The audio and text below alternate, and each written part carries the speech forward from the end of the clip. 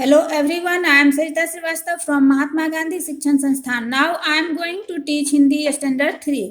बच्चों, पिछले वीडियो में हम लोग पढ़े थे कृष्ण सुदामा की मित्रता पाठ, उसका प्रश्न उत्तर बनाए थे. कुछ और प्रश्नों का हम लोग जवाब देखते हैं कि कैसे बनेगा. आओ हम उन प्रश्नों को बनाते हैं. तो बच्चों, हमारा यहाँ पर प्रश्न बचा था. हमने पिछले वीडियो में बनाया था उचित विकल्प के सामने सही गलत का निशान लगाने वाला था. फिर वैकल्पिक प्रश्न था. फिर जाके रिक्त स्थानों की पूर्ति करना था. और ये सब बनाने के बाद अब हम लोग ये प्रश्न उत्तर कैसे लिखेंगे, इस पे आज इस वीडियो के माध्यम से उसे देखेंगे. तो बच्चों, आओ हम इसका प्रयास करते हैं कि हम कैसे प्रश्न का उत्तर लिखेंगे और आप कैसे अपने कॉपी में उसे अच्छी तरह से साफ साफ और सुंदर अक्षरों में लिखोगे. प्रश्न में दिया हुआ है बच्चों के नीचे दिए गए प्रश्नों के उत्तर लिखिए. ये प्रश्न है कि सुदामा और श्री कृष्ण के बीच दोस्ती कहाँ पर हुई थी.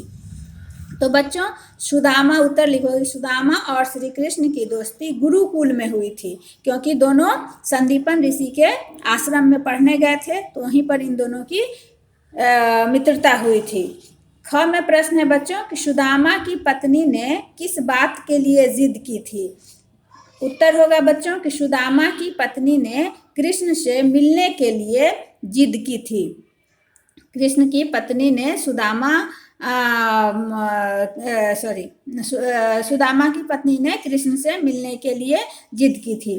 अब ग में प्रश्न है बच्चों कि द्वारपाल को सुदामा की किस बात पर यकीन नहीं हुआ. तो उत्तर होगा बच्चों कि द्वारपाल को सुदामा का कृष्ण का मित्र कहने पर यकीन नहीं हुआ. सुदामा जब द्वारपाल से बोले थे कि मैं कृष्ण का मित्र हूँ, तो द्वारपाल को यकीन नहीं हुआ था, क्योंकि ये तो साधारण वेशभूषा में वहाँ पर गए थे और कृष्ण तो राजा थे. अब उनसे मिलने के लिए कोई तो उनका मित्र भी उसी तरह का होता, ऐसा द्वारपाल का अनुमान था. घ में प्रश्न है बच्चों कि श्री कृष्ण ने सुदामा से क्या पूछा. उत्तर लिखोगे कि श्री कृष्ण ने सुदामा से पूछा कि मित्र, भाभी ने मेरे लिए कोई भेंट नहीं भेजी है क्या. कृष्ण तो जानते ही थे कि सुदामा की पत्नी उनके लिए चावल की पोटली भेजी है, लेकिन सुदामा को वो चावल की पोटली देने में हिचक हो रही थी, शर्म महसूस हो रही थी, तो उसे नहीं दे पा रहे थे. अंग में प्रश्न है बच्चों, अपने गांव वापस पहुंचकर सुदामा चकित क्यों रह गए. तो उत्तर लिखोगे कि अपने गांव वापस पहुंचकर सुदामा अपने झोपड़ी को महल में बदले और पत्नी को मूल्यवान वस्त्र आभूषण धारण किए देखकर चकित रह गए. क्योंकि बच्चों, जब सुदामा अपने घर से चले थे तो उनका घर झोपड़ी का था और पत्नी के देह पर साधारण वस्त्र थे. और जब कृष्ण के यहाँ से लौटे तो कृष्ण भी उसे कुछ नहीं दिए थे, लेकिन यहाँ आकर देखते हैं कि उनके झोपड़ी के स्थान पर महल बना हुआ है. पत्नी के शरीर पर जो साधारण वस्त्र थे वहाँ पर मूल्यवान वस्त्र और आभूषण है. तो उन्हें आश्चर्य हुआ कि ये कैसे हो गया, मैं कहीं गलत जगह पे तो नहीं आ गया हूँ. तो इस तरह से आपने देखा कि प्रश्न का उत्तर कैसे लिखा गया. अब है व्याकरण और भाषा से कुछ प्रश्न है बच्चों. यहाँ पर दिया हुआ है कि नीचे दिए गए वाक्यों में विशेषण शब्द पर गोला लगाइए. विशेषण आप जानते हो किसे कहते हैं, कि संज्ञा या सर्वनाम शब्दों की विशेषता बताने वाले शब्द को हम विशेषण कहते हैं. तो यहाँ पर है क में प्रश्न है कि महल आलीशान बना था. महल यहाँ पर संज्ञा है, तो महल के बारे में महल की विशेषता बताई जा रही, तो आलीशान है, तो यहाँ पर आलीशान विशेषण हो गया. ख में है पत्नी ने सुंदर आभूषण पहने थे. अब आभूषण यहाँ पर संज्ञा है, तो यहाँ आभूषण का वर्णन होगा, विशेषता बताई जा रही कि सुंदर आभूषण है. अब सोने का सिंहासन था. सिंहासन यहाँ पर संज्ञा है और उसके बारे में कहा जा रहा है कि सिंहासन किस चीज का बना हुआ है, तो सोने का बना हुआ है.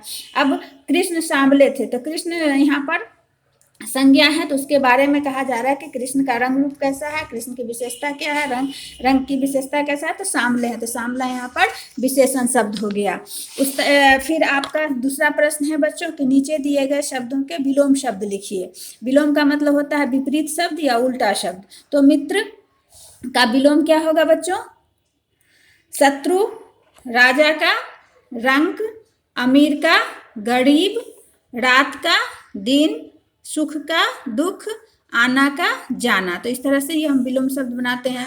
फिर तीसरे प्रश्न में है कि नीचे दिए गए शब्दों के स्त्रीलिंग शब्द लिखिए। अब यहाँ पर पुल्लिंग शब्द दिया हुआ है, अब हमको स्त्रीलिंग शब्द लिखना है जिससे स्त्री जाति का बोध होता है। तो राजा का स्त्रीलिंग रानी होगा, नौकर का नौकरानी, बकरा का बकरी और भाई का बहन।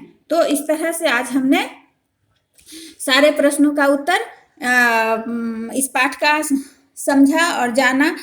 फिर आप इसे अच्छी तरह से अपने लिख लोगे और हम लोग फिर से अब अगले वीडियो में अभ्यास के प्रश्न हैं उन सबको बनाएंगे। तब तक के लिए धन्यवाद।